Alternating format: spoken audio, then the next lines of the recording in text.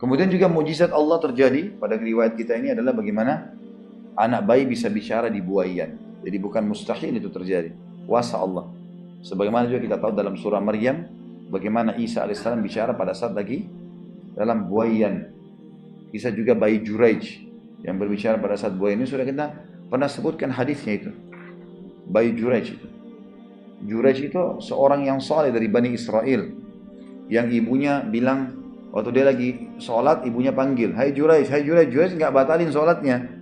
Ibunya marah. Ibunya bilang, ya Allah, jangan engkau meninggalkan Juraij kecuali dia sudah bertemu dengan wanita tunasusila.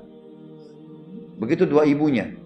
Maksudnya jangan matikan Juraij sebelum dia bertemu interaksi sama wanita pezina. Gitu. Ya begitu kisahnya, nggak usah diprotes. Kisahnya begitu. Yang jelas itu dua ibunya dan ternyata terjadi. Juraij itu lagi ibadah, rupanya ada satu, sebentar biar saya yang jelaskan. Nah bentrok nah. Ada satu orang wanita pelacur, pezina lagi lewat, dia dengar pemimpin-pemimpin kaum di wilayah Juraij ini bilang, Juraij ini orang alim ya, luar biasa imannya. Karena Juraij ini selalu di tempat ibadahnya, ada bukit tinggi dia di situ. Orang sudah tahu dia selalu ibadah, nggak keluar rumah. Di rumahnya terus sholat, baca kitab-kitab dari langit segala macam. Dia pokoknya ibadah saja. Maka yang terjadi adalah perempuan ini bilang, bagaimana kalau saya bisa menggoda Juraij? Kata mereka, kalau kau bisa goyahkan imannya, kau minta apa saja kami kasih. Maka tiba-tiba wanita ini bilang, baiklah. Dia datang naik ke bukit itu, orang-orang pada saksikan. Buka rumah Juraij, karena zaman dulu orang tidak ada kunci, tidak ada apa. Buka langsung masuk, tutup dari dalam. Rupanya di dalam rumah ini dia goda Juraij nggak tergoda sama sekali. Sama sekali, sampai Juraij usir dia keluar. Tapi dia sengaja coba bertahan di dalam, supaya seakan-akan ada waktu jeda untuk berzina gitu. Padahal sebenarnya tidak. Sampai akhirnya Juraij mengusirnya, tanpa menyentuhnya, sampai dia keluar. Waktu dia keluar, rupanya dia sakit hati nih. Dia turun, kemudian dia mengatakan, saya sudah berzina sama Juraij. Dia fitnah gitu. Karena orang-orang ada yang percaya karena memang perempuan ini masuk tutup pintu dan lama nggak keluar gitu. Padahal tidak terjadi zina. Untuk membuktikan kalau dia benar telah berzina dengan Juraij, maka dia pergi ke padang pasir, ke penggembala kambing, lalu dia berzina. Dia sengaja zina perempuan itu. Di masa suburnya hamil. Gitu kan. Hamillah dia dari si penggembala kambing. Lalu dia datang dengan perutnya besar, dia bilang sama tokoh-tokoh masyarakat situ, lihat ini hasil daripada zinanya Juraij. Kan zaman dulu tidak ada kayak sekarang bisa tes DNA segala macam. Orang hamil ya sudah, tadi dilihat masuk ya sudah, ini juga pezina. Maka dia dapatkan apa yang dia mau, dikasih hadiah oleh orang-orang ini. Juraij ini dihancurin tempat ibadahnya, dipermalukan segala macam gitulah. Akhirnya Juraij pergi dari wilayah itu. Juraij menunggu kapan perempuan itu melahirkan. Waktu perempuan itu melahirkan, dia sudah jadi kaya raya, sudah terkenal di masyarakatnya segala macam. Juraij datang, dia adalah orang lihat semua. Orang pikir, oh mungkin dia mau bertanggung jawab dengan anaknya segala macam. Enggak, Juraij datang, perempuan itu kaget. Juraij datang lalu menekan perutnya bayi itu. Sambil mengatakan, bicaralah. Siapa ayahmu? Dengan izin Allah. Maka bayi itu bilang, ayahku pengembala kambing. Orang semua dengar.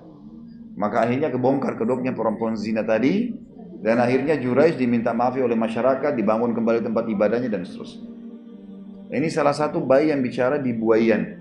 Selain Nabi Isa alaihissalam, ya juga bayi Juraij dikenal begitu.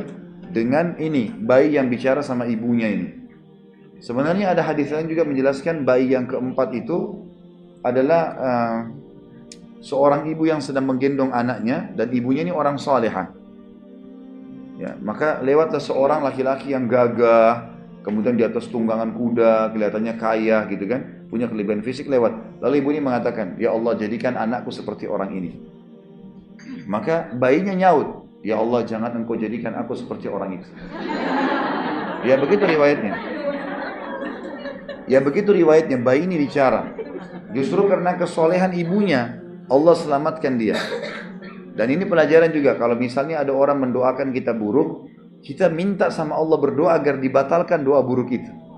Misal ibu kita lagi marah nih, semoga kau masuk neraka, kau celakan. Ya Allah, mudah-mudahan itu tidak terjadi. Kita batalin doanya. Nah, itu termasuk. Yang jelas, ya.